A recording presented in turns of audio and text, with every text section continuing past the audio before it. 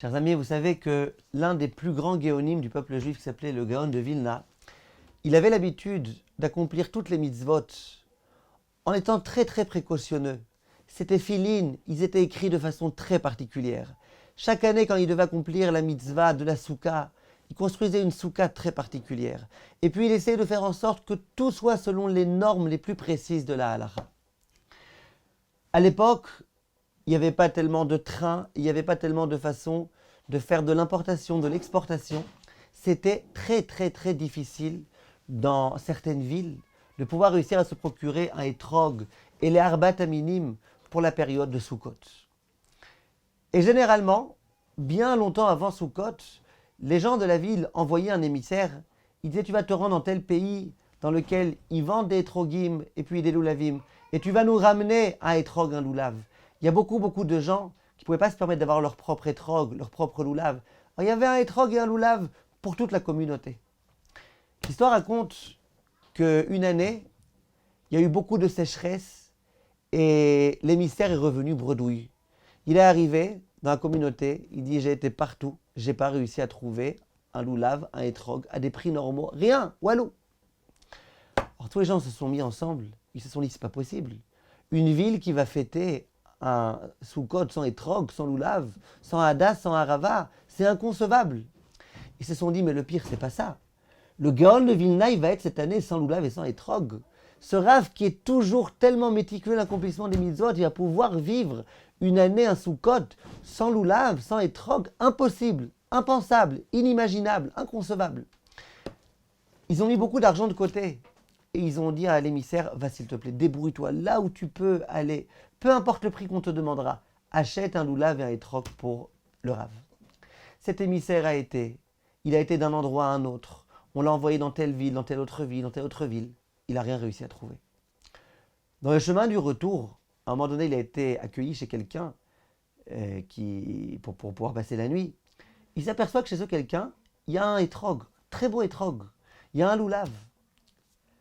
Il s'adresse à cet homme-là. Il lui dit: écoute, est-ce que tu peux, s'il te plaît, me vendre ce etrog? Je te paye la somme que tu veux. Juste donne-moi ce etrog. Cet homme-là lui dit: non, mon etrog, je ne le vends pas. Moi, c'est mon etrog, je l'ai payé cher, je ne le vends pas, pas question. Il dit: dis-moi quel prix tu veux. Rien, moi, je ne le vends pas. Alors, à un moment donné, cet émissaire s'est dit: bon, je vais quand même lui dire pour qui j'ai besoin de ce etrog. Il dit: sache que j'ai besoin de ce etrog pour le Gaon Israël, le Gaon Rabbi Eliyahu de Vilna, le Gaon de Vilna. C'est pour lui que j'ai besoin de ce etrog. Tu es prêt à me le vendre? Cet homme, dès qu'il entend les mots Gaon de Vilna, résonne dans sa tête la grandeur de ce Rav. Il dit: c'est pour le Gaon de Vilna, c'est même pas à peine de payer. Je lui offre, mais à une condition. Cet homme dit: c'est quoi la condition? Il dit: je souhaite que la mitzvah de Arbat Aminim, qui sera accomplie par le Gaon de Vilna, tout le mérite de cette mitzvah me revienne intégralement à moi. Que ce soit considéré comme étant ma propre mitzvah. Cet homme-là est très embêté. Il dit: mais qu'est-ce que je vais faire? Et je vais dire à Gaon de Vilna qu'il doit renoncer à son mérite. Mais il voit qu'il n'y a pas d'autre choix. C'est où ça, où il n'y aura pas de etrog et de loulav pour le Rav. Il accepte.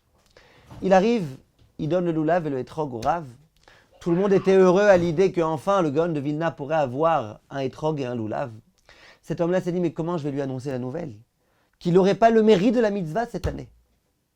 Et bien le soir de Sukkot, il vient voir le Gaon de Vilna, alors qu'il lui avait déjà donné bien à l'avance le etrog et le loulav. Il dit: regarde, cette mitzvah-là, la vérité, je ne sais pas combien elle va vous réjouir, parce que je me suis engagé à ce que tout le mérite de la mitzvah y revienne à celui qui t'a offert ce loulav et ce etrog.